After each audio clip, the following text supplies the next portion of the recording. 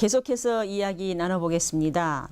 출산율을 높이자 하고 얘기할 때 지금까지는 통상적인 가족과 통상적인 가족의 자녀들 이야기만을 많이 해왔다는 말씀 중간중간 나왔는데요. 우리 사회에 왜 언제부터 이렇게 이른바 정상가족만 인정받는 사회적 분위기가 있었던 걸까요? 왜 그런 걸까요? 두 분 교수님.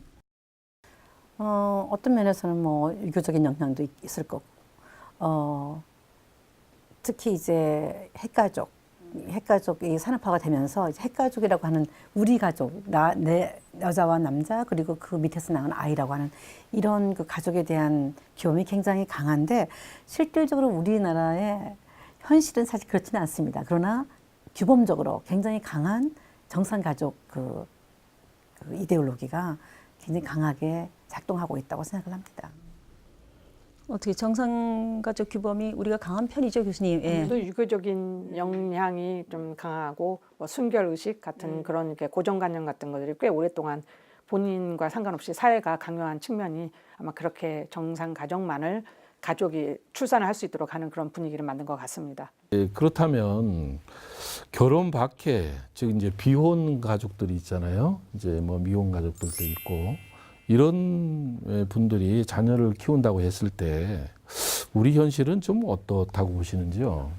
그들에 대한 지원이 사실은 충분하지 않죠. 그리고 뭐 여전히 규범적인 차원에서 그들에 대한 이제 어떤 사회적인 낙인이라든가 이런 것도 있고 출산 장려 정책 같은 데서 사실은 이 사람들을 그냥 나아 있는 아이들은 다 우리가 돌봐야 된다고 하는 그런 아이디어였으면 좋겠는데 정말 어떤 가족의 형태, 어떤 가족의 형태라는 걸로 다 분류하고 있다는 것이 참 큰 문제인 것 같습니다. 네. 최 교수님, 앞으로 우리도 여러 가족 형태들이 많이 늘어날 텐데요. 이런 이른바 소위 정상가족 이외의 그 다양한 가족들에 대해서 선진국들은 많은 지원 정책을 가지고 있죠. 예, 대표적인 나라로 프랑스를 좀 들 수가 있는데요. 제가 이번에 좀 찾아보니까 프랑스의 경우는 56.7% 2014년 기준으로 50% 이상이 혼외, 그러니까 여기서 말하는 혼외는 이제 결혼 상태가 아닌 상태에서 이제 낳은 아이가 56.7%로 나오고 있는데 그 이유 중에 하나는 바로 프랑스가 팍스라고 하는 그런 제도를 가지고 있습니다. PACS라고 하는 팍스라는 제도인데 이거는 이제 공식적인 동거를 의미하고 연대 계약 혹은 시민연대 협약이라고 하는 건데 이게 1999년도에 만들어졌습니다. 그래서 이 얘기는 뭐냐면 결국은 결혼과 동일한 보호와 혜택을 받는 겁니다. 그러니까 우리가 결혼을 해야만 아이를 낳는 이유는 결혼했을 때만이 여러 가지 혜택과 보호를 받기 때문인데 프랑스의 경우에는 1999년도에 팍스 제도를 통해 가지고 결국은 이 공식적인 동거 상태에서도 결혼과 같은 정도의 보호와 혜택을 받는 그런 제도를 실시를 했기 때문에 다양한 형태의 가족이 사회적으로 그리고 법적으로 그렇게 인정을 받게 돼서 혼외, 그러니까 결혼 외 출산이 절반 이상을 넘고요. 노르웨이도 55.2, 덴마크도 52.5, 스웨덴도 54.6. 그래서 우리나라는 1.9% 정도밖에 되지 않습니다. 그러니까 이런 그 나라들 제가 예를 들었던 나라들과 비교를 해보면 우리나라는 그러니까 비혼 상태 또는 그 정상 결혼 상태가 아닌 상태에서 태어난 아이가 일단 숫자적으로도 엄청나게 적고 그 아이들이 결혼과 동일한 형태의 보호나 혜택을 받지 못하기 때문에 우리 사회가 이런 문제에 봉착한 것으로 보여집니다.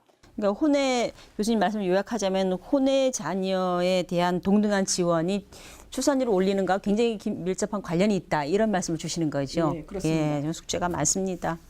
그러니까 우리가 혼외 자녀라고 하는 문제 또 어휘가 그러니까 많은 여성들이 혼자서 선택해서 애를 낳을 수도 있고 그리고 두 남녀가 사실은 결혼하지 않지만 동거혼 상태에서 애들을 낳을 수도 있는 이제 그런 것까지를 포함하는 거거든요. 근데 우리나라에서는 정상가족을 너무 강하게 생각하기 때문에 그렇지 않은 데서 아기를 낳으면은 마치 이제 이렇게 약간 뭐 불륜이라든가 그런 데서만 아기가 낳는 것처럼 생각을 이제 하는 것이 우리 사회가 지금 다양한 삶이 어떻게 존재하는지에 대한 좀 그런 그 눈을 뜨는 것도 좀 필요할 것 같습니다.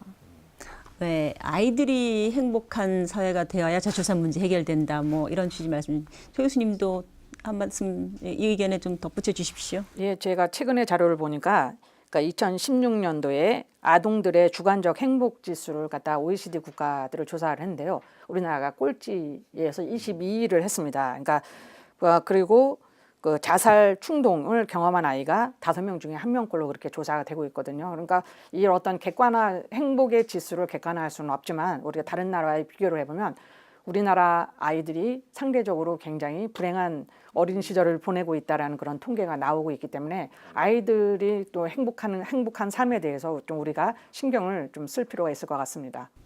정말 심각합니다. 예, 이렇게 얘기를 나누다 보니 어느덧 마무리할 시간이 된 것 같은데요. 두 분 오늘 어떠셨어요? 아무튼 저도 많이 배웠고요. 그리고 정말 여성이 출산을 하는 문제를 의무라든가 책임이라기보다는 권리의 문제로, 그리고 그들이 갖고 있는 능력의 실천의 문제로 이제 좀 사회가 이해를 하고 같이 사회가 사실 여성의 출산 능력을 같이 향유하는 이제 이런 사회가 됐으면 좋겠습니다. 네. 만약에 내가 아이를 낳아서 행복하다 그러면 안 낳을 사람이 없겠죠. 그러니까 그렇게 하기 위해서 여러 가지 걸림돌이 있다는 거에 대해서 오늘 우리 주제로 저희가 얘기를 나눴는데요. 그런 측면에서 보면 가족이 행복할 수 있는 사회를 빨리 우리가 조성을 하는 것이 결과적으로 출산율을 올릴 수 있는 가장 정도가 아닌가 이렇게 생각을 해봅니다. 예, 오늘 김문실 교수님과 최숙규 교수님 두 분 함께 하셨습니다. 대단히 수고 많으셨고요. 오늘 고생하셨습니다. 감사합니다. 네, 오늘 함께 나눈 이야기 중에서 대한민국이 아이들이 살기 좋은 세상이 되어야 한다. 그래야 저출산 문제가 해결된다라는 의견이 무척 인상적이었습니다. 저 역시 그랬는데요. 여성이 아이 낳기를 기꺼이 선택할 수 있도록 현재 여성들이 처한 사회적 경제적 어려움을 해결하는 것과 함께 더 나아가서 그렇게 태어난 아이가 행복할 수 있는 사회를 만드는 데에도 우리 사회가 주목해야 할 것 같습니다. 네, 맞습니다. 무조건 아이들의 수를 늘리는 데에만 집착할 것이 아니라 어떤 가정에서 태어나든 차별받지 않고 태어나는 즉시 온 사회가 힘을 모아 키우려 한다면, 그래서 그 아이가 대한민국에서 안전하고 행복한 삶을 살 수 있다면 조금 느리지만 장기적으로는 확실한 저출산 문제의 대책이 될 것 같습니다. 저희는 다음 시간에 새로운 인구 이야기로 다시 찾아뵙겠습니다. 감사합니다.